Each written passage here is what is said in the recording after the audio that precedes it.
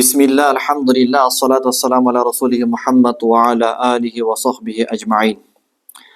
Allahumma akhrijna min zulumatil jahli wal wahm wa akrimna bi nuril ilmi wal fahm waftah lana abwaaba ilmik wanshur alayna khazaina rahmatik bi rahmatika ya arhamar rahimin. Rabbana zidna ilman wa alhiqna bis salihin. Assalamu alaikum wa rahmatullahi wa barakatuh. Урматтуу бир туугандар, келген кадамдарыңыздарга береке. Бүгүн иншалла акыркы дарс 11-ci Muhammad Said Ramazan Buti rahimahullahu ta'ala Al-Hubbu fil Qur'an Qur'андагы сүйүү темасында өткөн сабакты кыскача эскертип кетебиз.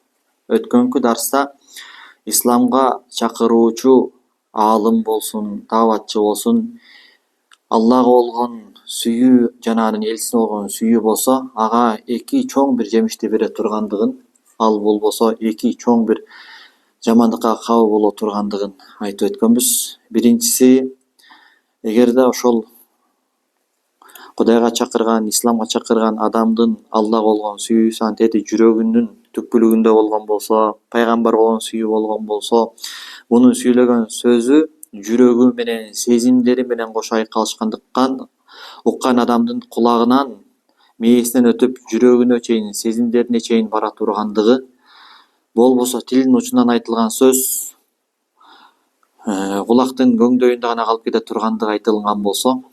Экинчи сапат, эгерде ошол исламга чакырган аалым, дааватчы, кудама Кудайга болгон сүйүү деген коргондун ичине кирбесе, чептин ичине кирбесе, анда душмандар аны кумар жагынан, шахват жагынан келип, дүйнө жагынан келип, ар кандай тузактар менен өздөрүнүн ашколоруна колдонуп кетүү ыктымалдуулугу бар экендиги айтылган жана буга тарыхта бир канча мисалдарды келтирди. Ал эми бүгүнкү дарс ошол Аллага болгон сүйүү Аллага чакыруучу адамдын жүрөгүндө болсо, ал адамдын жашоосунда кандай натыйжалар, кандай ийгиздер болот, кандай пайдалар болот коомчулукка. Эң биринчиси, эгерде аалым роббани болсо, божественный Кудай деген аалым болгон болсо, дааватчы болобу, Аллага чакыруучу адам, Аллага болгон сүйүү, пайгамбарга болгон сүйүү антети жүрөгүнүн тереңине чейин барып жайгашкан болсо, анда бул адамдын жашоосунда байлык, мансап, маркас, майлуу сүттүү бир орунга барып ээ болуп калуу деген өңдүү жеке нафсиге байланыштуу кызыкчылыктардын маанилүүлүгү жок болуп кетет экен. Аллага болгон сүйүүнүн астында дүйнөгө болгон кызыкчылыктары көрүнбөй эле калып кетет экен. Бул адамды эч качан сенеми бул жагынан келип алдай албай турган деңгээлде болуп калат экен да. Качан жан дүйнөгө кирген болсо, бул адам ошондой бул дүйнөдөгү жанакындай жыргалчылыкка жетүүдө өз кызыкчылыгындагы нерселер жок болуп кетет экен. Кудайдын ыраазычылыгы ал үчүн биринчи орунда болуп калат экен. Себебин айтып атат. Анткени роббани сүйүү, божественный Кудайга болгон сүйүү адамдын жүрөгүн толугу менен монтип чулгаганда, бул өзүн эч ким эмесин деп билип калат экен да. Өзүнө бир наам бербей калат экен. Мен эч ким эмесмин. Орусча айтканда, я никто деп калат экен да, арабча ана ласту шей, мен эч нерсе эмесмин деп калат экен. Эмне себептен?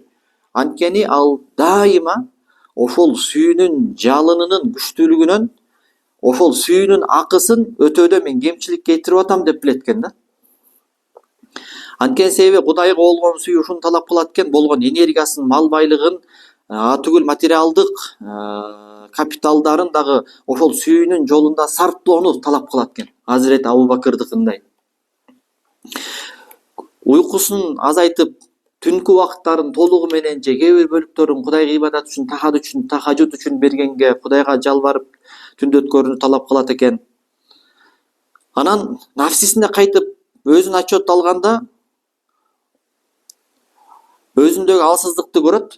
Ошол алсыздыктан улам жанакы сүйүүнүн акысын толук өтөй албай аткандыгын билет дагы. Анан бул алсыздык мунун жан дүйнөсүндө ушундай бир сезимди жаратат.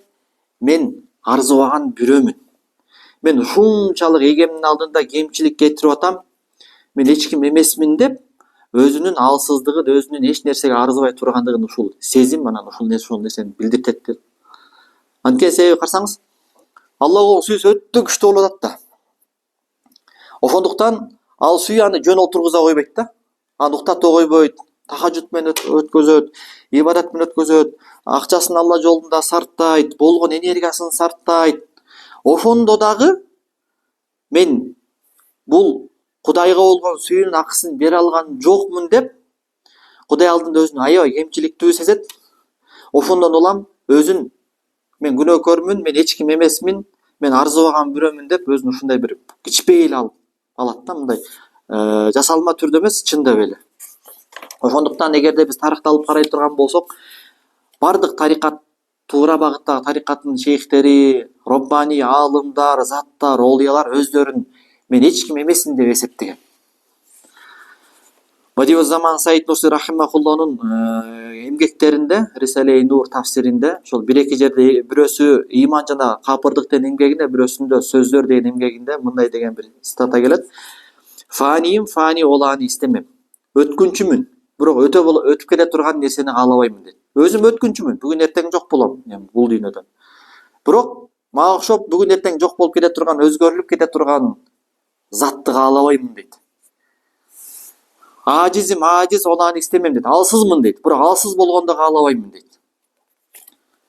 Анда алсыз болбогон, өтпөй турган турукту ким? Аллах да. Рухуму Рахмана теслим эйледим, рухумду Рахманга арнадым, гайыр истемем, башкасын каалабаймын. Истерим факат бир яри бакы истерим, каалаймын, бирок түбөлүктүү бир жайды каалаймын дейт. Жок болуп кете турган жерде мен каалабаймын дейт. Зеррейим факат бир шемси сермет истерим, кыпындаймын, бирок түбөлүктүү бир күндү каалаймын. Хич энден хичим, факат бул мевжудаты бирден истерим, жоктон өткөн жокмун, бирок бул баарлыкты бүтүндөй каалаймын дейт. Улуу заттар ошондук келген экен, өзүн мен эч ким эмесмин деп билген. Ошол эч ким эмесмин деп билгендиги Аллага болгон сүйүүнүн алдында анын мен акысын өтөй албайтам, мен кемчилик кетирип атам деген сезимден улам келген да. Мына ушул жерде исламдын шариатын, фых ибадаттарын билген жана ошого ылайык жашап, жашоосунда, жүрүм турумунда аны өтөй алган адам менен Алла Тааланы сүйүп, анан анын алдында бул сүйүүнүн акысын өтөй албайтам деген адамдын айырмасы ушул жерден келип чыгат да.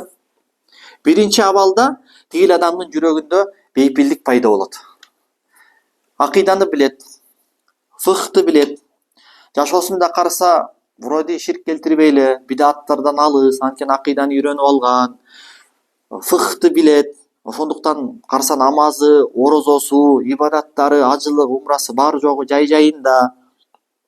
Арам нерседен алыс болуп атат, парыздарды аткарып, важиптерди аткарып атат. Натыйжада бул адамдын жүрөгүндө итминан, бейкуттук, бейпилдик пайда болот дейт. Мындай бир өзүнө болгон бир ишеним кандайдыр бир деңгээлде. Мен жакшы элемин. Анан натыйжада мен Кудай алдында даражам дагы бир бийик. Анткени Кудайга шүгүр, ким эле фых үйрөнүп, ким эле акыйда үйрөнүп, ким эле жашоодо адалды адал деп, арамды арам жашап атат деп. Ушундай бир өзүнө болгон бир ишеним, жүрөгүндө бир тынчтык жана Кудай алдында бир өзүнө бир даража берет дейт да. Экинчиси болсо, бул Кудай Таалага болгон ашыктыгынан ошол ашыктыктын оту муну жөн жаткыза койбойт. Түн уйкусун Аллага арнайт. Ошол ашыктын оту энергияңды, мал байлыгыңды, капиталыңды Алла жолунда сарптагын деп талап кылат. Ошондуктан ошол жолдо канчалык ибадат кылса дагы, бирок ошол нерсени кылып атып өзүнүн алсыздыгын билет. күч кубаты түгөнөт. Ошондо болбой эле о Кудай, мен ма абаттука хакка ибадатик. Сен ибадатка ылайык болгондой ибадат кыла албадым. Ма арафтука хакка маарифатик. Сени кандай тааныш керек болсо ошончо тааный албадым. Эй, таанууга ылайык болгон, ибадат кылууга ылайык болгон зат, мени кечир деп өзүн кемчиликтүү эсетет, баягы сүйүүдөн улам да. Экөөнүн айырмасы болуп атабы? Ошондуктан эмне себептен өмүр баяндан окусак, Азирет Абу Бакр радыйаллаху анху, Азирети Умар, деги эле сахабалардын өмүр баяндарын окусак, табийиндердин өмүр баяндарын окусак, ушунчалык ыйлашкан, мындай бир аларга атүгүл пайгамбар тараптан сүйүнчүлөр келген болсо, бейиштик десең деле болбой эле мындай ошондой сезимдер аларды баскан. Сырттан караган адамга биякта да айтат, жасалма кичпейлүү кылып атат дегендей болушу мүмкүн, бирок жанакы сүйүүнүн талабы ушундай болуп калат экен да. Чындап Кудайга ашык болгон адам ошол ашыктыктын отунун алдында мен болбой эле Кудай Тааланын мага болгон милдеттерин толук өтөй алган жокмун деген сезим муну басканда, өзүн ничтожный көрүп калат экен да. Өзүн ла шай, мен эч ким эмесмин. Андан көрө аттең бир мусулман денесиндеги бир түк болуп калганымда деп Азирет Абу Бакр айткандай. Аттең бир семизирээк кой болуп мусулмандар мени союп жеп салганында Азирет Умар айткандай, ушундай бир абалга түшүп калат экен да. Ошондуктан имам Шатиби бул айырмачылыкты өзү Муафакат деген китебинде айтып өткөн дейт да. Биринчи адамдын абалы кандай болот? Жанакындай ибадат, фыкх, шариатты билип алган, ошого жараша ошосун аракет кылып атат. Бирок сүйүүсү жанакы экинчи түрдөгү адамдыкынчалык күч эмес. Мындай анын жүрөгүндө итминан, бейкуттук бар, өзүн Кудай алдында даражан бийик деп ойлойт. Экинчиси болсо, ол мухиббу я'мал би базлил majhudi shawqan ilal mahbub. Сүйгөн, сүйүктүүсүнө ашык болгондуктан бар өзүнүн энергиясын сарптайт дейт. Ошондон ага оор нерсе ага жеңил болуп калат дейт. Азирет Абу Бакр Сыддык пайгамбарга кандай ашык болду. Пайгамбар айтты: "Эй Абу Бакр, мен үммөтүмдөгү бардык кызмат кылгандардын акысын берсем да, бирок сенин акыңды бере албайм, сенин акыңды Аллах өзү берет" дегендей бир сөздөрү бар. Азирет Абу Бакр Сыддык бүтүндөй мал байлыгын, капиталын сарптады. Атүгүл Мединадан Меккеге хижрат кылып баратканда пайгамбарыбыз сүт ичкенде, Азирет Абу Бакырдын чаңкоосу канып калды. Элестетиңиз, пайгамбарыбыз өзүнөн артык көрдү. Пайгамбарыбыз сүт ичкенде анын чаңкоосу канып калды. Мынчалык даража болушу мүмкүнбү, мисалда? Бирок ошол Азирет Абу Бакр Сыдыкты ошончолук мээнетке, ошончолук курбанчылыкка түрткөн күч эмне? Пайгамбарга болгон сүйүү, Аллахка болгон сүйүү түрттү да. Ошого айтып атпайбы? Натыйжага оор нерсе ага жеңил болуп калат дейт. Ошол кыйынчылыкты тартып атып да Азирет Абу Бакр рахат алган да. Мисалчы. Алыс нерсе ага жакын болуп калат, оор нерсе ага жеңил болуп калат. Аягы күч кубаты түгөнөт, энергиясы түгөнөт. Бирок тигине карасаң, мен кыйратып койдум дебейт. Кандай кылган болот? Мен неаматтын шүгүрүн өтөй алган жокмун. Мен как подобает ибадат кыла алган жокмун деп аткан абалда жатат да тиги адам карасаң. Демек, пенденин Аллага болгон сүйүүсү аны өзүн кичинекей деп ойлоттуруп коет. Ушундай бир сезимге алып келип коет. Өзүн Кудай Тааланын акысынын алдында ушунчалык кемчиликтүү өтөп аткандыктан өзүн мындай бир өзүнө макам бербей калат дейт да. Атүгүл Кудайды сүйүп калган адам бул абалында башкаларды карайт. Ушул сиротул мустаким менен Аллахка кетип бараткан мусулмандарды карайт да, Аллахтын ыраазычылыгын көздөп кетип бараткан өзү менен параллельно. Алардын мунун бардыгы менден артык деп ойлоп калат экен да. А мен булардын арасынан эң эле кемчиликтүүсү менмин. Кудай алдында мына алар милдеттерин өтүп атат, мен толук өтөй албайтам деп өзүн эң кемчиликтүү көрөт дейт. Ошондуктан тигилерди өздөрүнөн артык көрөт. Атүгүл окуучусу болсо дагы, муриди болсо дагы, ал окуучусун, муридин баарында бул Кудайга сүйүктүүрөөк деген ойго келип калат дейт да. Жасалма түрдө эмес, чындап ушундай ойго келип калат дейт. сабакта айтып коюшум мүмкүн. Мен мисалычы могу жерде отургандарыңардын эң күнөөкөрү менмин депчи. Бирок тилдин учунан эле болгон болушумун да. Ал жүрөктөн чыкпайт да. Бул окуя боюнча карачы дейт. Менин шейхим Ахмад Рифаи дейт. Мухаммад Саид Рамазан Бут айтып атат. Ушундай абалга келип калган дейт. Кудай алдында кемчиликтүү бир ибадат өтөп атам деген сезиминен өтө бир күчтүү бир кайгыга туш болуп калган дейт. Түгүл анын мажлисинде канчалаган адамдар олтурса, алар өз отургандарынын окуучулары, муриттери, бирок аларды өздөрүнөн артык көргөн да. Өзүнөн аларды артык деп ойлоп калган. Мына өз сөзүндө келип атат. Ахмад Рифайнын эмгегинде Рамазан Бути статан алып келип атат. Айтып атат: "Ай сада, эй мырзалар, ана ласту би шейх, мен шейх эмесмин. Силердин үстүңөрдөн бир баш көз болуп башкарып бир тарбиялай турган, илим бере турган, силерге жол көргөзө турган, силерди руханий бир дарылап, даражаларга көтөрө турган бир шейх эмесмин. Ласту би муқаддам ала хадал жам. Бул топтолгон коомчулуктун алдында мен алдыңкы адам эмесмин. Силердин бир жакшыңар, мыктыңар эмесмин. Ласту би ваис, мен акыл насаат айтуучу эмесмин. Ласту би муаллим, мен мугаллим эмесмин. Хуширту ма фираун ва хаман ин хатара ли анни шейхун ала ахади мин халқилла. Кудай сактасын, мен Фираун жана Хаман менен хашырда биргеликте тирилип каламын. Эгерде Алланын макулуктарынан бирөөсүнөн өзүмдү артык көрсөм дейт. Илла ятагаммадани Аллах би рахмати факуна ка ахадил муслимин. Аллах эле мээрими менен, айкөлдүгү менен өзүнүн мээримине чулгап эле албаса, ошондо гана мен ито карапайым жөнөкөй бир мусулмандардын сабындагы бир мусулман гана боло аламын деп атат да. Болбосо бир Рифая тарикатынын негиздөөчүсү. Жасалмалык эмес дейт. Анан дагы айтып атат, бардык кедейлер, фукоро деп баягы кедейлер деген Алла Таала айтат, "Ва антумул фукоро илалло" дейт. Силер бардыгыңар Алла Таалага кедейсиңер, Алла Таалага муктажсыңар дейт. Ошол сөздү пенделер деп атат да. Бардык пенделер, бул тайпанын бардык эркектери дейт. Хойрун мин, бардыгы менден жакшыраак. Ана Ухаймат, мен кичинекей бир Ухаймат Ахмад да атычы.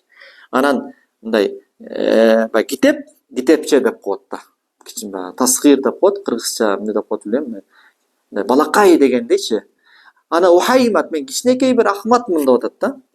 Ана лашай, ана лаш. Мен эч ким эмесмин, мен эч ким эмесмин дейт. Саид Нурси айтып атпайбы? Мен эч ким эмесмин. Ушунчалык жокмун дейт ада бит. Жокмун дегенде жанакы Насафиядагыдай акыйда эмес, мындай ташбих кылып атат да, ушунчалык мен мындай макамга ээ эмесмин деп атат. Мен жокмун деп атат. Жоктон өткөн жокмун деп атат да. Урматтуу окурман, бул маанини угуп, анан коомчулукта кеңири таралган баягы жасалма кичпейилдик деп сен ойлонуудан сак болгун дейт. Аята бул жасалма кичпейилдүүлүк да. Коомчулукта бул жасалма кичпейилдүүлүк адамдардын алдында тескерисинче даражасын көтөрүүгө себеп катары колдонулат экен да. Баягы кичпейил болуп көрүнүш жалпыга эле маалым да. Билет ар бир акылдуу адам, коомчулукта мен текебер болсом жакпайм, тескерисинче мен коомчулукта кичпейил болсом даражам өсөт деп, тескерисинче бул кичпейилдүүлүктү өздөрүнүн даражасын көтөрүүгө курал кылган дейт да. Ошондой эле деп ойлоп калуудан сак болгун дейт. Ал эми бүгүнкү күндө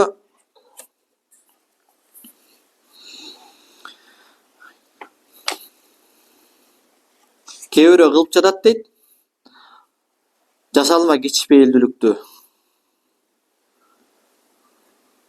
Бул чыныгы кичпейилдүүлүк менен эч чаташпаш керек дейт. Экөө айырмасы асман менен жердей дейт. Демек, мен жогоруда айткан окуя аркылуу, баяндама аркылуу сенде ушундай бир жөндөм пайда болду. Чыныгы муршит, садык, чынчыл болгон, муриттери менен жана окуучулары менен чынчыл болгон чыныгы муршиттин абалы менен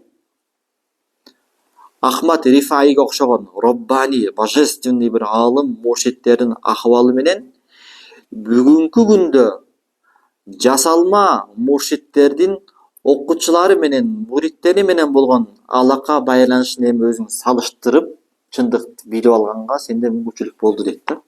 Салыштырып көр дейт да, эми кандай дейт. Бүгүнкү күндө кээ бир ошол муршиттердин өздөрүнүн муриттери менен болгон алака байланышын Ахмад Рифаидин муриттери менен болгон алака байланышына салыштырып көрсөң, экөө бири-бирине карама каршы. Анда мындай муршиттер бул кылымда көп, өзгөчө аялдардын тайпасында дейт да. Эми бул баягы араб дүйнөсүн, Сирия аламын кеп кылып атат да. Аларды көрүп сага ушундай бир ой келет дейт. Ал бүгүнкү замандагы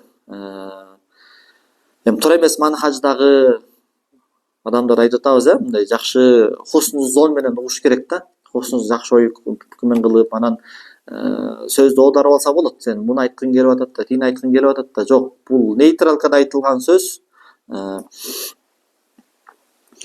Бүгүнкү күндө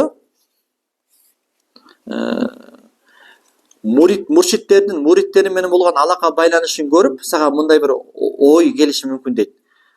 Кудум эле алардын аракети муриттердин жүрөктөрүнө муршиттин даражасы Аллахтын алдында канчалык даражасы бийик экендигин ал муршит муриттердин жүрөгүнө эгүүнү каалап аткандай бир элескелиши мүмкүн дейт.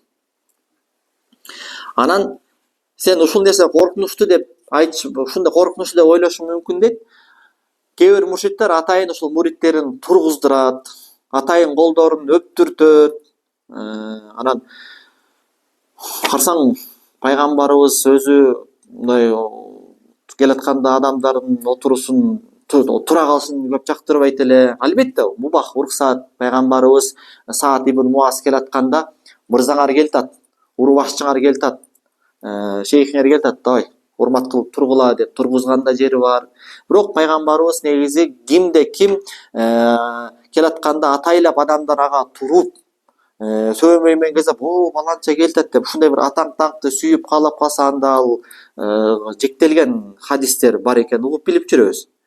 Анан алардын бүгүнкү күндө атайлап кээ бирөөнүн окуучуларын, муриттерин тургуздуруп, атайын колдорун өптүрүп аткан мамилесин көрүп, бул коркунучтуусу ушул деп сен ойлошуң мүмкүн дейт. Анткени себеби бул адамды гурурга түртөт, текеберликке түртөт, өз нафсисинде мындай бир алданууга түртөт, өзүнө бир макам берүүгө, өзүн бир сезүүгө түртөт деп ойлоп калышы мүмкүн дейт. Бирок андан дагы коркунучтуурагы бул кээ бирөө кудум эле муриттердин жүрөктөрүндө эмне болуп атат, ошону мен билем дегенге бир далбастагандай кылган аракети бул андан да коркунучтуураак дейт да. Мен сенин абалыңды билем, сенин жүрөгүңдө эмне сырлар болуп атат, мен сенин тайналарың билем, жүрөгүңдү мага Кудайым толугу менен кашф кылып ачып берип атат деп кудум эле анын жүрөгүндөгү сырларды билгендей бир далбастангандай аракет кылганын жана аны да окуучуларына билгизип, мага Кудайдан илхам келип турат, так что этият бол, мен сенин жүрөктөрүңөрдөгү сырларды дагы билип турам дегендей бир абалга келип калганы бул жанакы абалдан да коркунучтуураак дейт да. Бул кайсыл райондо, кайсыл жердеги адамдар айтып атат, Аллаху алам. Бирок эми биз Кыргызстан мындайча айтканда исламда жашыбыз 30 жаш эле болуп калды да. Ооба, биз 10 кылымдык, 12 табийин Кутай ибн Муслим доорун алып келгенде 8-кылымдан бери мусулманбыз. Атүгүл 7-кылымдан бери. Бирок орто жолдо 70 жылдык атеизм болгондо ушундай исламдан алыстап кеттик. Эгемендүүлүк алганда кайрадан тушоосу кесилип, жаңыдан түрөлүп, жаңыдан башталып, бир 30 жаштагы 91-жылы эгемендүүлүк алган болсок, 33 жаштагы бир жигит десек болот да. Шам жергеси деген канча кылымды каарыткан, аякта көп да, жамааттар аябай көп да. Балким аякта ушундай жамааттар көп болгон. Анан мисалы өзгөчө ошол аялдар көп дейт да. Мисалы бизде Кыргызстанда аялдар тарикат жамааттары жок деле го, балким болсо керек, бирок биз уга элекпиз дегендейчи. Атиякта аялдардын жамааттары көп экен да, жакында муршида болуп алгандар көп экен да. Аналар мындай кылат дейт. Окуучулар менен белгиленген убакыт бар, дарстар бар, сухбаттар бар. Анан баягы сухбаттарга келет дейт, кыздарга бир руханий дарс бериш үчүн. Анан келгенде баягындай дейт, кабагында кар жааган дейт, ушундай бир серьезный дейт.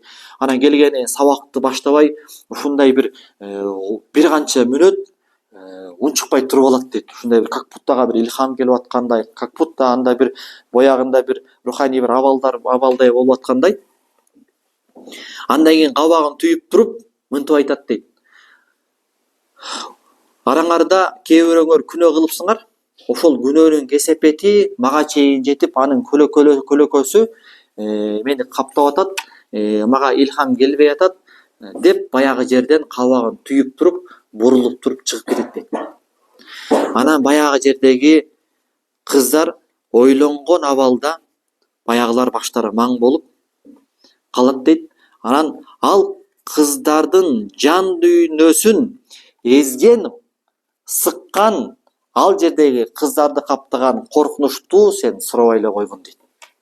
Өзгөчө баягы муршида аял өзүнүн мурида болгон окуучу кыздарына жүрөктөрүнө мен ушундай бир Кудай алдындагы силердин улуу бир руханий дарыгериңермин, мен силердин чыныгы муршидаңармын, мен силердин чыныгы оолуямын, мен Кудай Таала мага илхам кылып турат, силердин жүрөктөрүңөрдөгү сырларды Кудай мага ачып турат деген ишенимдерди баягы окуучу кыздарга берип алган болсо дейт, анда бул жерде баягы кыздардын жан дүйнөсүндө болуп аткан кыйынчылыкты сен менден сурабай эле кой дейт. Баягы кыздар анан отуруп алып анан фантазиялар менен, кыялдар менен ойлонуп баштайт дейт. Устазыбыз келип бизге сабак бербей, арабыздагы бирөө жарымдын күнөөсүн кесепетинен ага тоскоол болуп туруп кетти. Эмне күнөө кылдык экен? Биякта айтат, мен апамдар менен көчөнү сериал көрүп аттым эле, ошондо бир трамес назар менен бирөөнү карап койгонгобу, тиги базарга барып атып, соода кылып атып, тиги дүкөнчүгө акча төлөп атып, тиги баланын бетине карап койгонгобу, же тиги журналды карап атып, тиги сүрөттү карап койгонгобу деп, баягы кыздар ушунчалык өздөрүн жеп, атүгүл ушундай бир колак нафси, психикалык тынчсызданууга барат дейт. Барып бул стресс, депрессия, руханий ооруларга алып келет дейт да. Бул тигин ою, муршиданын ою мындай, өзүнүн немесинде, тажрыйбасында окуучуларды неметкен да мындай мухасабатун нафс. Азирет Умар айтат го, хасибу анфусакум ан тухасабу каблан тухасабу. Өзүңөрдү эсеп кысап калгыла, силерди эсеп кысап калыштан алдын. Пайгамбар хадиси бар го, азакию ман амила лима ба'дал маут. Акылдуу адам өлүмдөн кийинке даярданып, өзүн эсеп кысап калган. Акылсыз адам Кудай Таалага куру үмүт кылып, Кудайым кечирет да деп коюп жүрө берген адам акылсыз адам, жеңил ойлуу адам деп. Анан балким ошого колдонуп өзү бир тажрыйба кылып баткандыр да бул. Бирок бул Кудай Таалага жалбарган убудияттын чоң даңгыр жолунан четтеп кетүү дейт. Бул мындай кылык Кудай Таала болгон махабаттан жүрөк бош экендигинен кабар берет дейт. Тескерисинче Кудайдан өзгөгө мунун махабаты бар экендигине кабар берет. Бул өзүнө макам берип алгандыгына, даража берип алгандыгына макам берет, кабар берет дейт. Жана окуучуларына мен Кудай алдында мындай бир даражам бар дегендей бир сезим бергенге далбастангандыгынан кабар берет. Жана мен кашфка ээ болгом. Кудай Таала мага бир кашф берип турат. Ошол аркылуу мен силердин анча мынча жүрөгүңөрдөгү нерселерден кабардармын дегенге далбастангандыгынан кабар берет. Мындай муршида аял менен менин шейхим Ахмад Рифаидин тиги жогоруда айтылган окуядагы муриттери менен болгон алака байланышын сен салыштырып көрчү дейт. Жогоруда Ахмад Рифаи муриттерине кандай мамиле кылып атат? Айтып атат, мен Фираун жана Хаман менен чогуу хашырда тирилип калам, Кудай сактасын. Ушул жерде отургандардан бирөөңөрдөн мен өзүмдү артык көрсөм. Мен силерге шейх эмесмин, мен силерге болгону бул милдет. Кудайым ушул милдетке мени койду, ошол милдет үстүнөн чыгыш керек дейт да. Мен кыйындыгыма силерге муршит болуп калганым жок деп атат да, ылдый жакта да келет да. Бул аялдын кылыгын кара. Экөөнүн айырмасын эми сен салыштырып көр деп атат да. Экинчиси, мындай коркунучтуу тарбия окуучулардын жана мурида кыздарда дейт. Баягы алар өздөрүн эсеп кысапка алсын, өздөрүн эсеп кысапка алсын деген чектен чыккан аракетин натыйжасында бул василя кылып колдонот дейт муну. Бирок бул гойру шар'ий дейт, шариятка жатпаган василя дейт да, ортомчу да. Мунун натыйжасы болсо жанакы түз жолдон карама каршы болгон бир терс натыйжаларды берет дейт.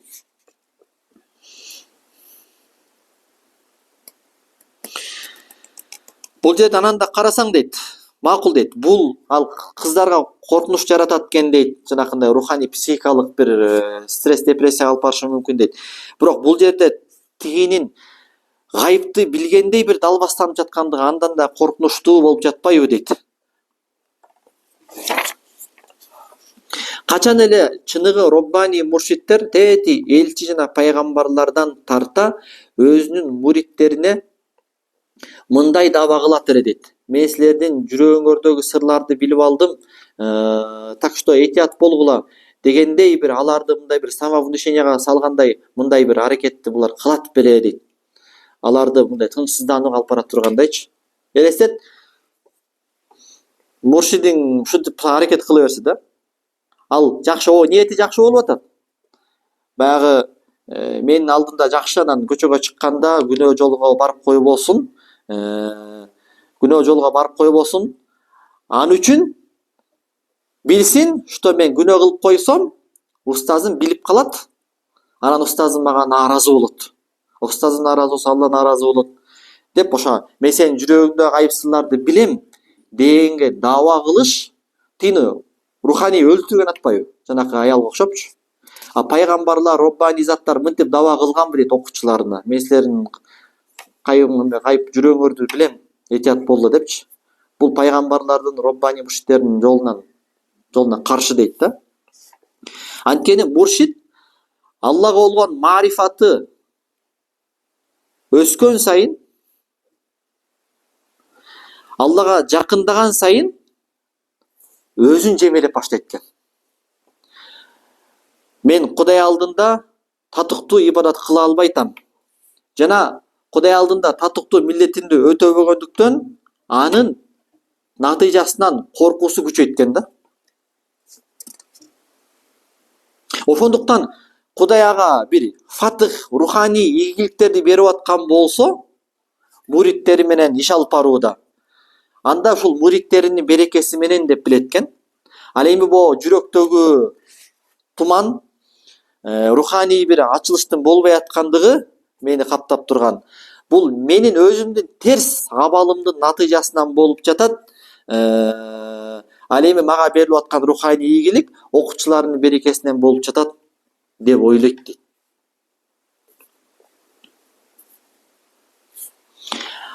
Масдарул хотои аллади яқау фиги баъдухум язуннунаһу мин анна мухимматал иршад из янхуду биха ахадухум далилун ала аннаху ятабавва бидалика маканатан мутамаййизатан анил ахарина индаллахи ва иннаху лазоннун батил бал иннаху ла хотоун коттал. Эми бул жерде катанын дагы бир булагы дейт. Мен адамдарга иршад кылып жатамбы? Значит, мен Кудай алдында мен бир даражам бар. Мен өзгөлөрдөн артык болгондуктан, өзгөлөрдөн мыкты болгондуктан, Кудайым мени ушунчалардын арасынан тандап туруп, мени буларга башчы кылды, мени буларга муршит, мени буларга мугалим кылды.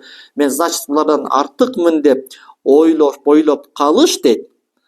Бул батыл, түбүнөн жараксыз болгон бир ой, лахотоун коттал, адамды өлтүрө турган бир чоң ката дейт. Анткени себеби даават мээнетин кылыш, анткени иршад кылыш бул даават да. Муридтерди Аллага чакырып атпайбы? Бул вазипа, милдет. Алла Таала бул милдетке каалаган пендесин алып келип коет дейт. Алла Таала өз данышмандуулугу менен кимдир бирөөнү бул милдетке сыноо иретинде алып келип коюшу мүмкүн. Кимдир бирөөнү тарбия иретинде алып келип коюшу мүмкүн дейт. Тарбия атүгүл кээ бир муршиттер, кээ бир устаздар өздөрүнүн окуучулары аркылуу ийгиликке жетип калышы мүмкүн дейт. Канчалаган муриттер бар, өздөрү адашып кеткен, бирок муриттери өздөрүнөн артык чыгып, Кудай Таала аны кийин муритинин шафааты менен мээримине ала тургандай да болуп калышы мүмкүн дейт да. Демек сага бир иршаттык берилип калса эле, же бир бул сөзсүз түрдө сенин мыктылыгыңан кабар бербейт, же бул сыноо болуп калышы мүмкүн, же тарбия болуп калышы мүмкүн. Демек аны сен башкалардан артык болгондугума иллат, себеп деп ойлоп калба дейт. Ошондуктан Ахмад Рифаи айтат ба, Рифаи тарикатынын чоңу. Мен силерден артык болгондуктан бул орунга олтуруп калганым жок. Антип ойлогондон Кудай сактасын. Антип ойлоп кое турган болсом эле мен Фиравун Хамман менен тирилген таам. Мен эч кимден артык эмесмин. Болгону бул милдет, кызмат. Кудай Таала мени ушул кызматка коюп койду. Ошол кызматтын үстүнөн чыгыш керек деп атат. Мен бир дагы Роббани алым муршиттин өмүр баянын окуп, үммөт ал алымдын, муршиттин ыхласына, солих экендигине, исламда туруктуулук менен аягына чейин жашап өткөндүгүнө күбөлүк өткөн тарыхтагы адамдардын өмүр баянын окусам, алардын баардыгында орток бир сапат бар экен дейт Байыш беке. Орток бир сапат кандай экен дейт? Инкару зат дейт. Баардыгын карасаң, өз заттарын инкар кылат экен. Мен эч ким эмесмин. Мен кыйын эмесмин, артык эмесмин деп. Баардыгында ушул сапат орток экен дейт. Тарыхтан эмне деген муршит, үммөт күбөлүк берген. Баардын өмүр баяндан окуп көрсөң дейт. Баардыгында орток болгон, жами баардыгын башын бириктирген бир сапат бар экен. Бирөөсү дагы өзүн сезбейт экен дейт. Өзүн сезип, атайлап менин колумда өбөсүңөр. Мен келатканда туруп турасыңар. Мен сүйлөп атканда момундай деп атайлап мындай эч ким кылбайт дейт. Баардыгы өздөрүн инкар кылышат дейт. Мен эч ким эмесмин деп. Жана баардыгында дагы бир сапат бар дейт. Кудай алдында ушул сүйүүнүн милдетин, Кудайга болгон сүйүү бир нерсени талап кылат да. Мисалы, атаңды сүйсөң, апаңды сүйсөң, алар менен айтышпа, кызматын кыл деген нерсени талап кылганда эле Кудайды сүйөм деп даба кылып атасың, пайгамбарды сүйөм деп даба кылып атасың, ошол сүйүү сенден талап кылат да. Анда парыздар аткар, мыналарды кылба, мындай кыл депчи. Ошол нерсени өтөөдө кемчилик кылып атканын болбой эле ал милдетин толук өтөй албайтам, мен кемчиликтүүмүн деген кам аларды басып алат экен.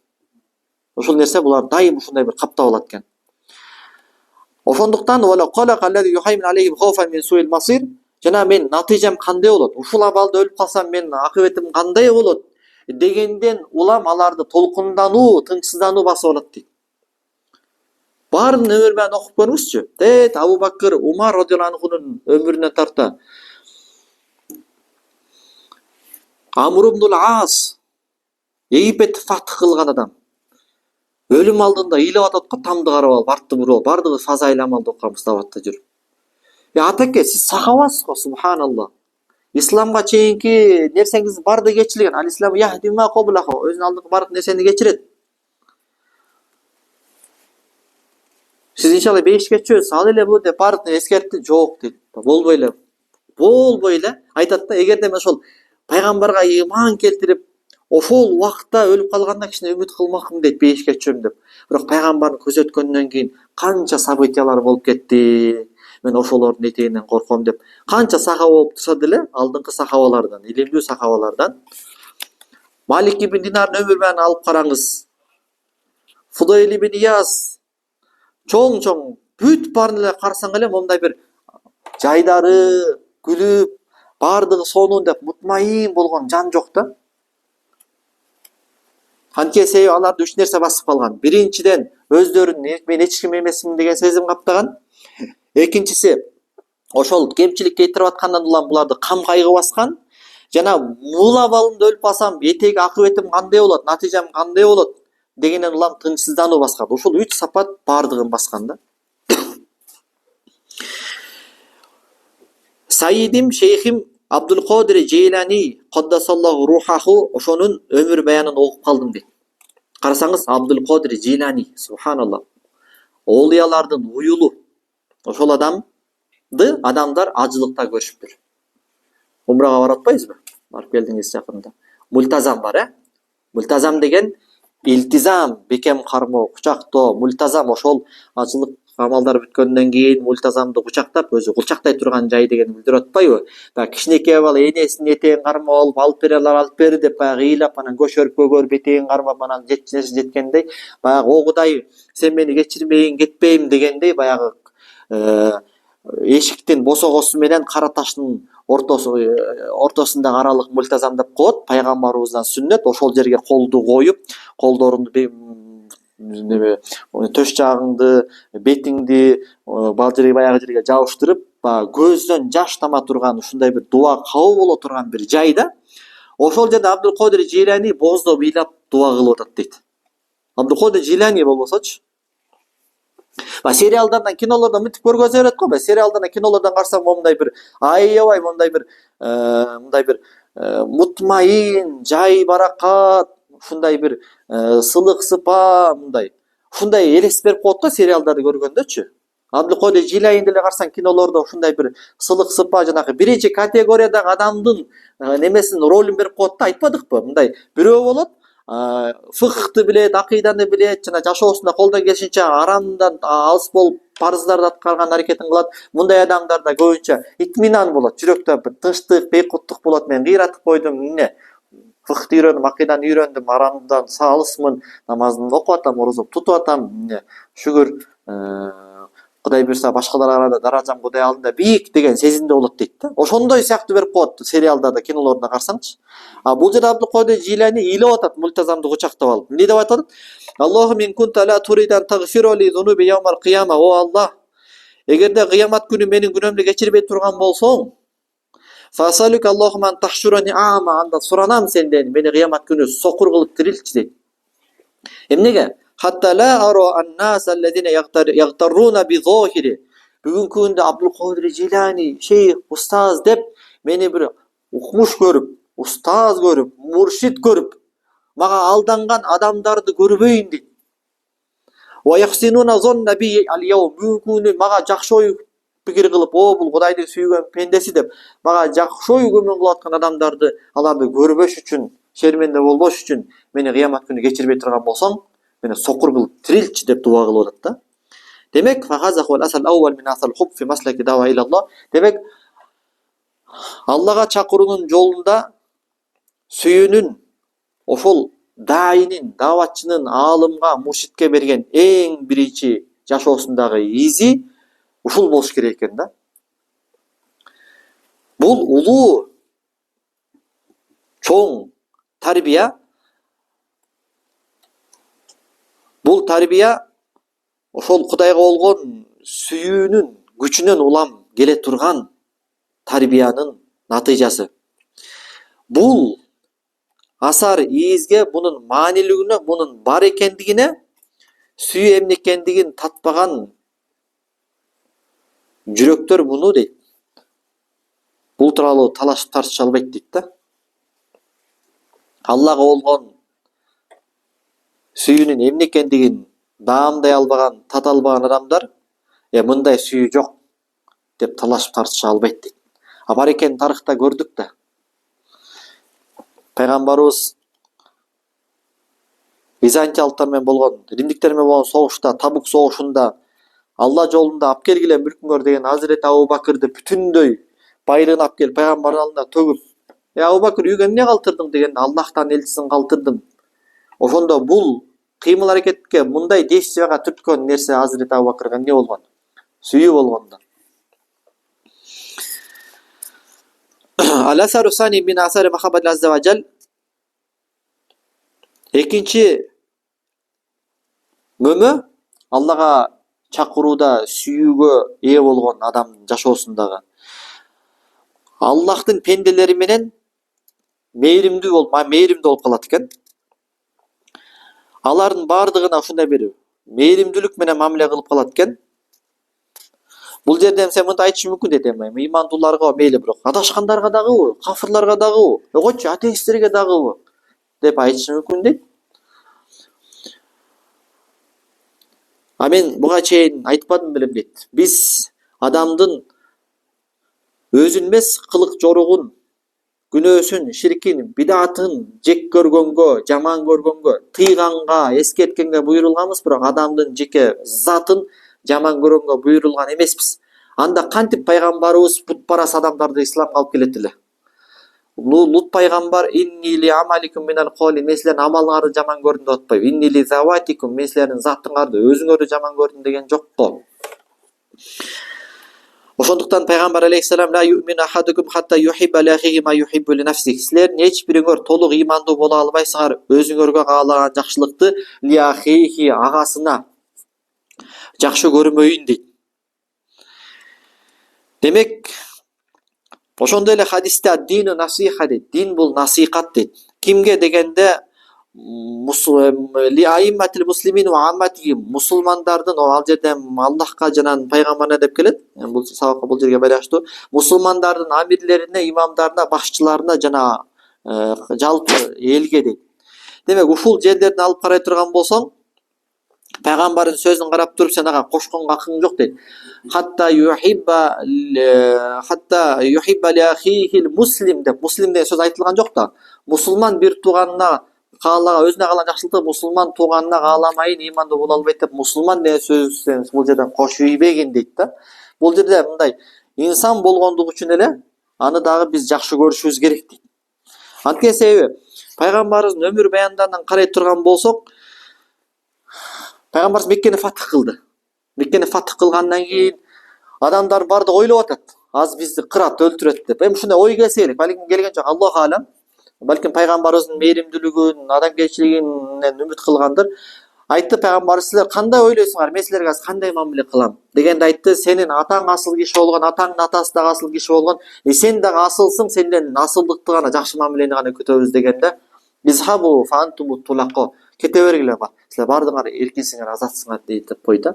Болбосо андай жайларда 99% ыктымалдуулук кылычтан өткөрмөк да. 21 жыл сенин жакындарыңды өлтүрдү, душмандык кылды, үй жай мал жаныңдын мекениңден кубалап чыкты, тузактарды кылды, бирок пайгамбарыбызды мындай сөзгө түрткөн нерсе эмне болду? Таиф шаарын пайгамбарыбыз 20 күн курчады. 20 күндө сахабалар канча кыйналды, канча жарадар болду, канчасы ок жеди, канча кыйналды, кысталды. Сахабалар келип пайгамбарга, я Расулалла, вообще кеп сөзгө келбеген коом экен, каргатчы ушуларды деп. Каргап салчы деп атат. Сахабалар асманда жылдыз деген. А пайгамбар алейхиссалам үйрөтүп атат да, жок. Огудай Сакифти кечир. Сакиф урус болгон да. Жана буларды бизге мусулман кылып алып келип бер деп дуа кылып атат да.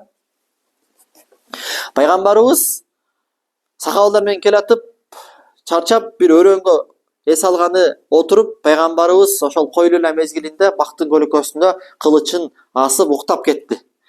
Бир бедуин келди дагы пайгамбардын асылып турган кылычын кындан чыгарып туруп, пайгамбардын мойнуна такап туруп, эй Мухаммад, сени менден ким куткарат деди. Дегенде пайгамбарыбыз Аллах деди. Толук ишеним менен пайгамбардын баатырлыгы да бул жерде. Баягы жерде тигинин жүрөгүнө коркунуч келди, колу калтырап, колунан кылыч түшүп калды. Пайгамбар сахабаларын ойготту. Анан баягыны эч бир жазасын бербестен, өчүн албастан, кылычтан өткөзбөстөн бары бергин деп койду. Тигил адамды берки урлаштар тосуп алды. Кеп жайын сураганда, мен силерге эң мыкты адамдын алдынан келатам деди да. Бул нерсеге пайгамбар түрткөн нерсе эмне болду мисалы? Анткени себеби пайгамбарыбыздын, карасаң тигилер өзү мушрик. Мындай инсан жагын алып караганда аларга болгон пайгамбардын боор ачуусу болгон. Алардын кылыгын жаман көргөн, ширкин жаман көргөн, тыйган, эскерткен, бирок анын затына боор оруп, аларга болгон мээримдүүлүгү болот. Ошол мээримдүүлүк болсо, анан сен бирөөгө жакшылык каалайсың. Жакшылык кааласаң, ага сен насаат айтасың, эй бир тууган, кел намаз окуйлу, кел арамдан алыс бололу депчи. Ошо дин бул насихат деген ошол да.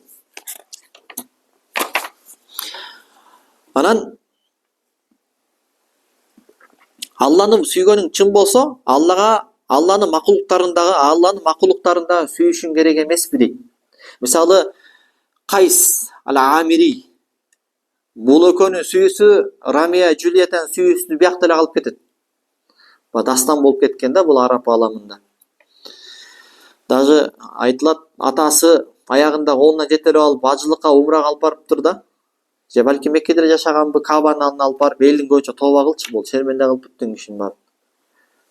О Кудай, мен тооба кылдым, лейлек болгон сүйүүмөн тооба кылдым деп кайтчы десе, Кабанын алдына барып туруп, о Кудай, бардык күнөөлөрүмө тооба кылдым, бирок лейлек болгон сүйүүмөн тооба кылбайм деген турбайбы. Ошол адам айтып атат, Кайс ушунчалык баягы лейленин сүйүп ашык болгон. Амурру аля диари лейла уқаббилу зал жидара ва зал жидар. Мен Лейле жашаган жайдан өткөндө, ал жашаган жайдын дубалдарын өбөмүн дейт.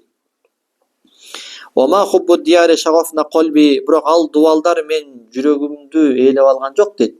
Валекин хубба ман сакана дияр, ошол дубалдын артында жашаган бир зат менин жүрөгүмдүн сүйүүсүн ээлеп алды деп атат да. Көрдүңбү? Лейлеге ашык болгондуктан лейлеге байланыштуу нерселерге кошо ашык болуп атат дейт да. Түгүл кээ бир жерде келет, ошол лейленин басып жүргөн жерине бир ит келсе, ошол иттин кармай калып таманын өпчү дейт да. Бул лейле баскан жерлерди басып келатат депчи. Анткени лейлеге эмне десе байланыш болсо, ошол байланыштын баардыгын жакшы көрүп атат дейт да. А сен Аллахны сүйгөнүң чын болсо анда бул Алланын санаты дейт.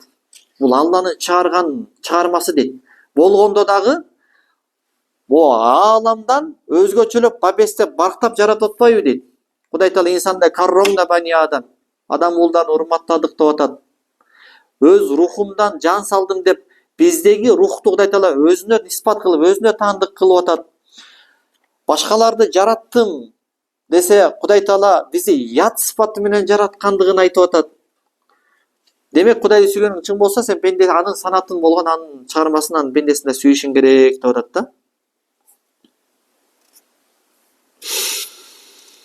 Анан сүйгөн сүйүктүүсүн эстеш менен рахат алгандай, жан дүйнөсүнө тынчтык келгендей, Алланы сүйгөнүң чын болсо, анда бул нерсе сенде аны көп эстөөңө, көп зикир кылууңа, Аллах айтылган мажлистерге, сухбаттарга, жыйындарга олтурууга, анын китебин окууга түртүш керек дейт.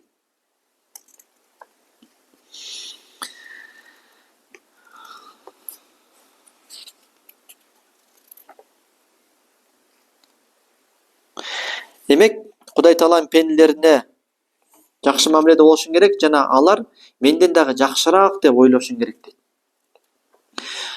Ошол көчөдө жаткан аракеч эртең Кудай алдында сенден даражасы бийик болуп калышы мүмкүн. Ошондуктан Ибн Атойла Сакандарийдин бир хикматы бар. Немесин текстти эстей албай атам. Текебеликти тартып келген ибадаттан кичпейилдүүлүктү тартып келген күнөө жакшы дегенчи. Ошондуктан өмүр баянын унутуп атам, бир аалым, олий аалым окуучусу менен түрмөгө түшүп калат. Экөө Багымдатка турат. Багымдатка турса, бүт түрмөдөгүлөр уктап атат. Анан ата карачы, монун баары уктап атат. Сиз экөөбүз Багымдатта окуп атабыз деген ата сурашат да, балам, мындан көрүп Багымдатка турбай койгонуң артык болчу дейт да. Буларга караганда биз артыкпыз дегендей кылып атат да. Ошондуктан адамдарга бул эртең Кудай алдында менден дагы даражасы бийик болуп калышы мүмкүн деген ой менен мамиле кылгын дейт. Анан Алла Таала Кур'ан-ы Каримде айтып атат: "Астагфиру билла, фабима рахмати миналлахи линта лахум". Сен Алла Тааланын мээрими менен адамдарга жакшы мамиледе болдуң. "Вала кунта фаддан гhalidul qalbi lan faddu min hawlik". Эгерде сен ташбоор жана орой болгонуңда, алар сенин тегерек четиңен качып кетмек деген аят. Ошондон улам пайгамбарыбыздын мушриктер менен болгон мамилесин кара. Ошол пайгамбарыбыздын Аллага болгон сүйүүсү жана Аллага болгон сүйүүсүнүн мөмөсү катары ал пенделерге болгон сүйүүсүнүн мээримдүүлүгүнөн анан мушриктер динге келип атпайбы? Путпарастар динге келип атпайбы?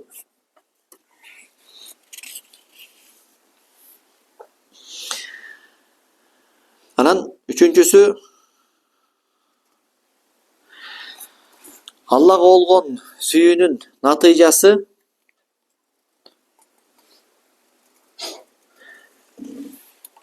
өз нафсисинин кызыкчылыгын унутуруп коюш керек дейт. Кудайга чакырууда бир олжого ээ болушка, өзүнүн бир материалдык кызыкчылыгы болбош керек дейт. Кудайга чакырып аткан адамдын кызыкчылыгы Аллаханын элчиси болуш керек. Өзүнүн жеке дүйнөлүк кызыкчылыктары жана олжо боло турган болсо, бул анда терс болуп калат дейт да. Бул өз жан дүйнөсүндө мен Кудай Тааланын динине кызмат кылган бир кызматчымын, Кудайдын динине бир кызматчымын деп ойлош керек дейт. Кудай Таала мени бул кызматка койду, бул кызматтын үстүнөн чыгышым керек, бул динди адамдарга жеткизишим керек, адамдарга сүйүктүү кылып көргөзүшүм керек деп мунун натыйжасында өзүнүн материалдык жана руханий баардык капиталдарын сарпташ керек дейт. Тескерисинче динди өзүнүн немесине курал кылбайчы. Демек, فمحال أن تجتمع محبة الله تعالى مع استثمار أعمال دعوة إلى الله للمصالح الشخصية والمغانم المادية إنهما من دون ريب نقيضان إن وجد أحدهما غاب الآخر. Демек, бул бири-бирине дал келбеген, бирөө келсе экинчиси жок боло турган, бири-бирине карама-каршы болгон нерсе дейт. Эгерде Кудай Таалага чакырып атып, ошол эле убакта өзүңө упай топтош, өзүңө бир кадыр барк, өзүңдүн бир жеке кызыкчылыгың үчүн ошол динге кызмат кылып аткан болсоң, анда бул Аллага болгон махабатка карама каршы бири-бири менен бир орунда турбай турган бир нерсе дейт да. Мындан кийинки сөздөрү ошол аалымдарга, кудамаларга, муриттерге, муршиттерге мындай бир оор тие турган, ойлонто турган сөздөрдү айтат да. Бул нерсеге далил качан Алланын махабаты жүрөктү каптаганда, ал жерде уже башка нерсе өз нафсисине бир кызыкчылыкка орун калбай калат экен да. Мындайча айтканда, чындап Алланы сүйгөн болсоң, бул мээнетте сенин ниетиң, максатың Аллах үчүн болуш керек болуп калат. Ошол эле мезгилде өзүңүн кызыкчылыгың болсо, анда бул эч бирине карама каршы келип калат дейт да. Мына дават мээнетин кылып туруп, дават мээнети дегенде ошол сабак бересиңби, иршат кыласыңбы, же бүгүнкү күндөгү биздеги 3 күн 40 күн 4 күн дават кыласыңбы, айтор кайсыл гана түрү болбосун, же бир фондбу, уюмбу, кайрымдуулукпу, дааматали марказ ясайле таба, сен бир орунга умтулуп атасың, ошол орунга жетүүгө бир очко топтоп аткан болсоң, бир саясий бир орун бир очко топтоп аткан болсоң, анда билип койгун, мындай адамдын жүрөгү дейт Аллага болгон сүйүүдөн бош дейт. Тескерисинче мунун жүрөгү дүйнөнү сүйүүсү менен алек болуп калган дейт. Мындай адамдардын эмгектери пайдада калып келбейт дейт. Жана адамдарды динге бир караш дагы жакындатпайт дейт. Динге болгон кызматчылык эч качан адамдын эртеңки күнү мансабына, даражасына, саясий бир кызыкчылыкка, ага бир очко топтош максатында болбош керек деп атат да. Эгерде сенде кызыл тилдүүлүк болсо дейт, илим болсо, билим болсо дейт, ошону менен катар Кудайга болгон сүйүүң болсо дейт, анда бул дааваттын пиги дейт, дааваттын чокусу дейт. Кудай Таала мындайларды аябай мактайт дейт. Оман ахсану кауlan mimman daa ila Allah wa amila solihan wa qala innani minal muslimin. Аллах Таалага чакырып, өзү дагы солих амалдарды кылып, анан мен мусулмандарданмын деп айткан адамдын сөзүнөн дагы көркөмүрөөк сөз барбы деп истифхам инкария кылып атат. Мындай сөз, мындан өткөн сөз жок деп атат да Кудай Таалачы.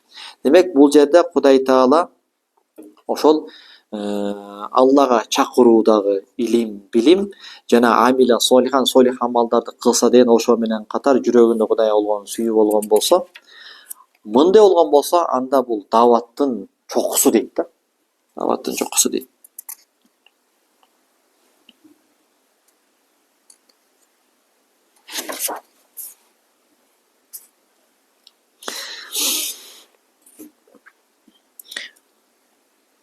Чындап Алланы сүйгөн адам бул сүйүүнүн жолунда бүтүндөй рахатын дагы, энергиясын дагы, мал байлыгын дагы Кудайдын динине сарптап салат дейт.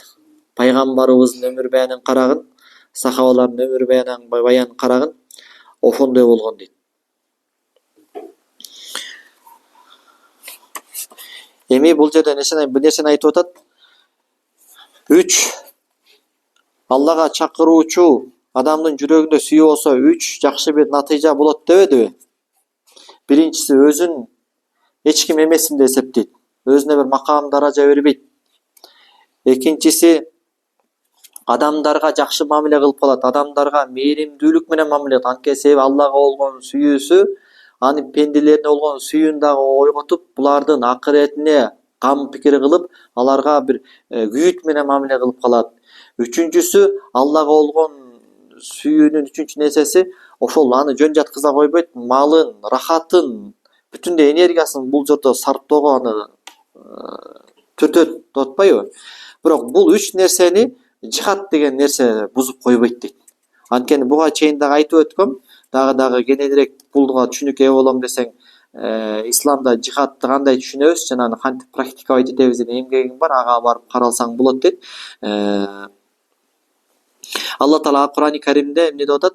Ин алейка иллал балаг, сенин милдетиң тек гана жеткизүү деп атат пайгамбарыбызгачы. Яни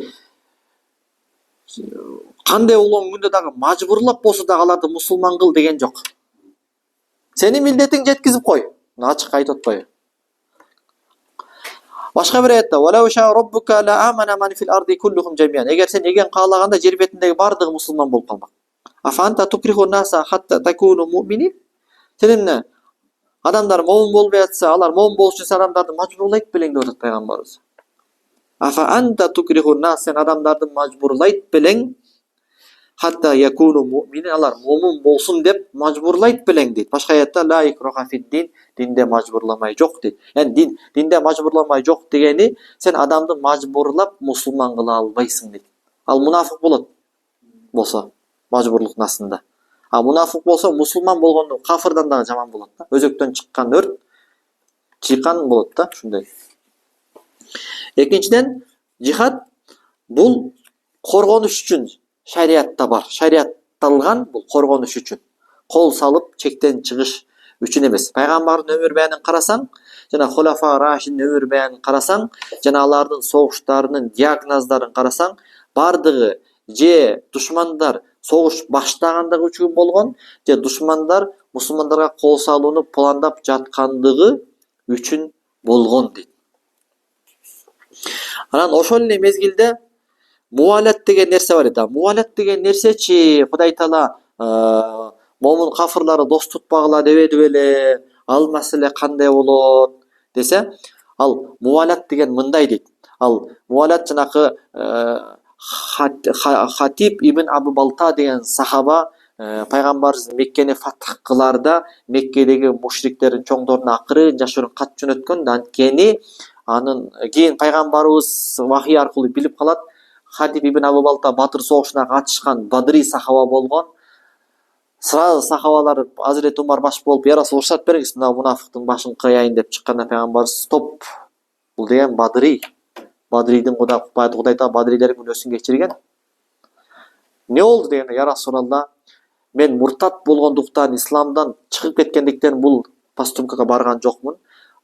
Меккедеги мухажирлердин бардыгынын Мединадагы мухажир сахабалардын Меккеде туугандары бар. Алар мындай урулары бар, бири-бирин коргойт" дейт да. Уруучулук өтө күч болгон да. Бирөө баары үчүн, баары бирөө үчүн болгон да. Менин үй бүлөмдү коргой турган уруум жок дейт тиякта. Анан мен үй бүлөмдү тиги душмандар мындай бир заложник катары пайдаланып өлтүрүп койбош үчүн аларга мындай бир ошо үй бүлөмөн коркуп, ушул үй бүлөмдү коргоп калышар бекенби деп ушундай бир кат жөнөткөм дейт да. Анан ушул аят түшөт. Эй мусулмандар, силер баягы кафырларды дос тутуп ушундай мына. Анан ошол аяттын артынан эле ойлоп калат, демек булар менен такыр жакшы мамиледе болбош керек экен, булар менен душмандык деген. Анан аяттын артынан кайра мындай аят келет. Ла янхакумуллаху аниллазина лам юқатилукум фид-дини ва лам юхриджукум мин диярикум ан табаррухум ва туқситу илейхим инналлаху юхиббул мухсинин. Бирок Алла Таала силер менен диниңерде согушпаган, силерди жериңерден кубалап чыкпаган, адамдарга жакшылык кылууңардан жана аларга адилеттүүлүк кылууңардан тыйбайт. Алла Таала адилеттүүлүк кылгандарды сүйөт.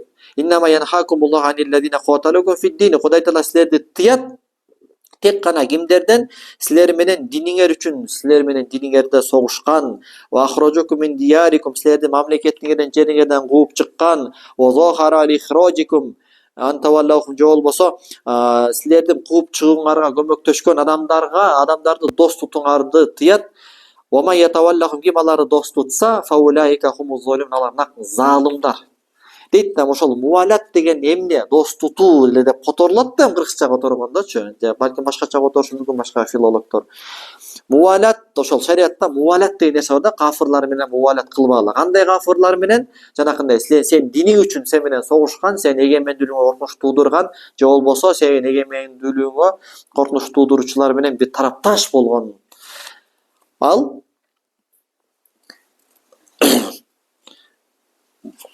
алардын астында тең атталыктан түшүп, аларга сен ээрчүчү болуп калбагын дейт. Алар сага өктөн болуп, алар сага буйруктарын берип, сен алардын буйруктарын аткара тургандай болуп калбагын. Тең ата болгун деп атат да.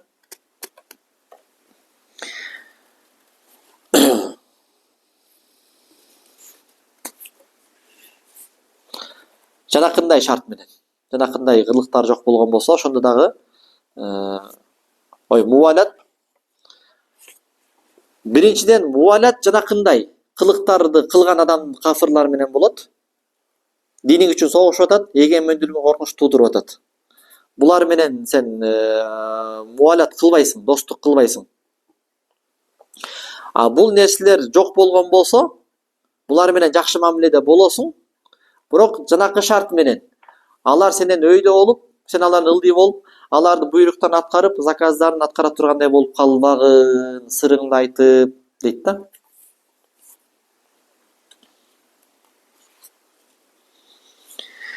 Ошондуктан пайгамбардын доорунан тарта, халифалардын доорунан тарта, Осмон дөөлөтүнө чейин келе турган болсок, ар дайым мусулмандар менен кафырлар жакшы мамиле жашап келген дейт. Эми кафырлар дегенден максат ахлул китап, жөөттөр, основном христиандар дейт. Булар жакшы мамиледе болуп келген дейт. Мисалы, Шам аймагында дээрлик почти 50% христиандар болгон дейт. Бирок эмне себептен жакшы жашап келген? Анткени себеби анын бардыгы Амият империясында, Аббасия империясында, Осман империясында ал христиандар мусулмандардын карамагында болгон. Мусулмандар ушул пункттардын негизинде биз менен согушпайлы, биздин эгемендүүлүгүбүзгө коркунуч туудурган жок деп, табарру, жакшылык кылуу, тукситу, адилеттүүлүк кылуу деген нерседе болгондуктан, булар жанакы крестовой поход башталбадыбы? Ошол крестовой поход башталганда, ошол христиандар менен мусулмандар бир сапта туруп, крестоносцтерге каршы согушкан дейт. Мына дейт да, исламдын адилеттүүлүгү дейт.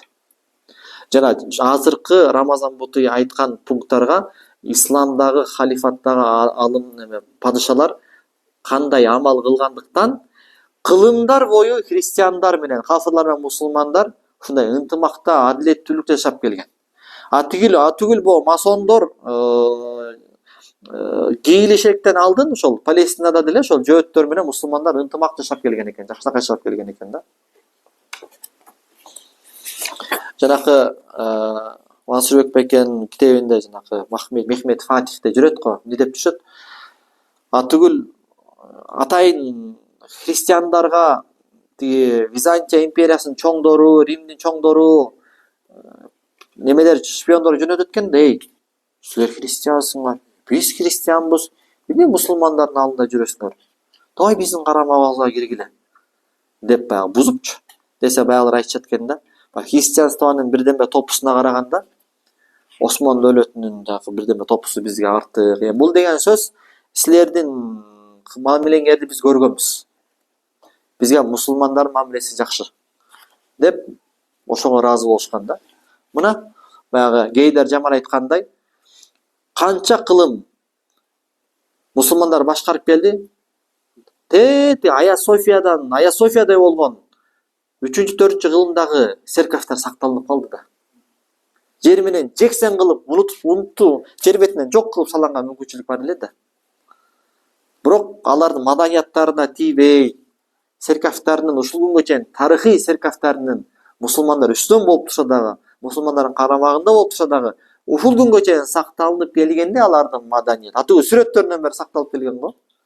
Исламдын кандай толеранттуу ушундай мына амал кылгандыгына куәлүк берет дейт да.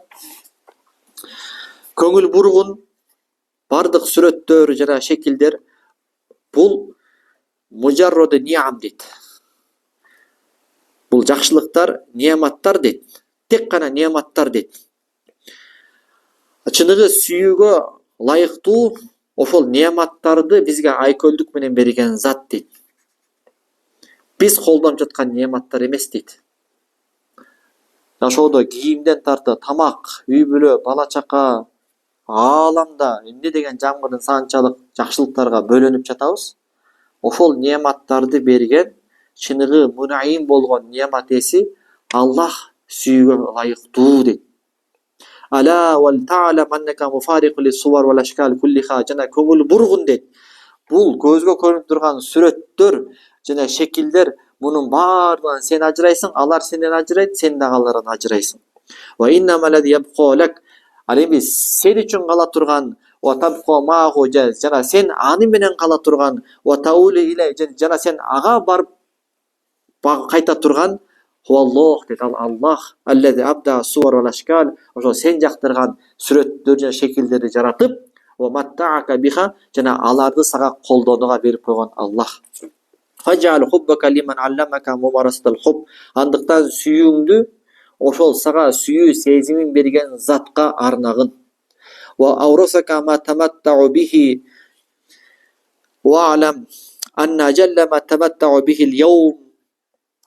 Анан сен бүгүнкү күндө канча неамат, жакшылыктарды колдонуп жатабыз. Ошолорду сага мурас кылып берген затка арнагын. Бирок билип койгун, бүгүн ушул күнү, ушул саатта, ушул секундта канчалаган неаматтарды колдонуп аткан болсоң, колуңдагы телефондон тарта, айдаган унаа, жашаган үй жана бүтүндөй аалам, мунун бардыгы дейт, ошолордун арасынан эң улуусу, эң кымбаты дейт, марифатуху, бул Кудай Тааланы таануу дейт. Кудай Тааланы таануу неаматы бардык неаматтардан улуу дейт.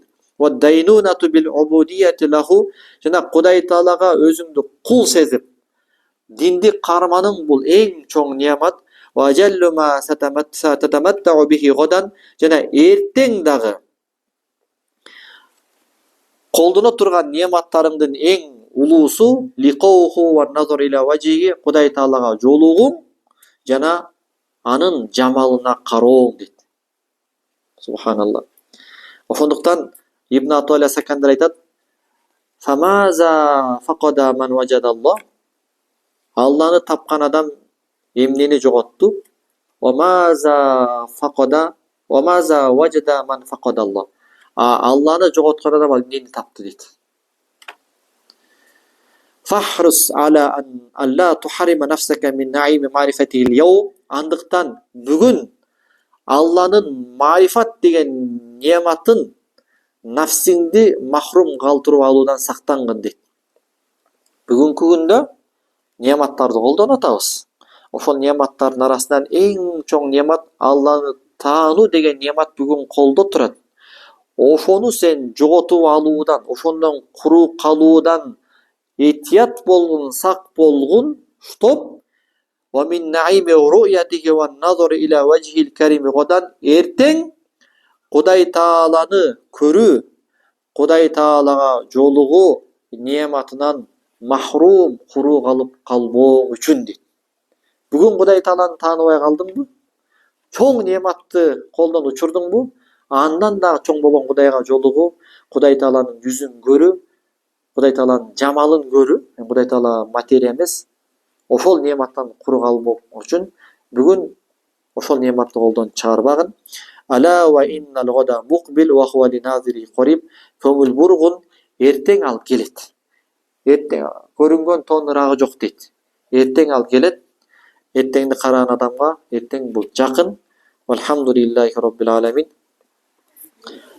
Аягында Шахидул Минбар Мухаммад Саид Рамазан Бути рахимахулланын рухуна бардыгыбыз ичибизден Фатиханы багыштап коелу. Аль-Фатиха. ولروح محمد سيد رمضان بوطي رحمه الله الفاتحة.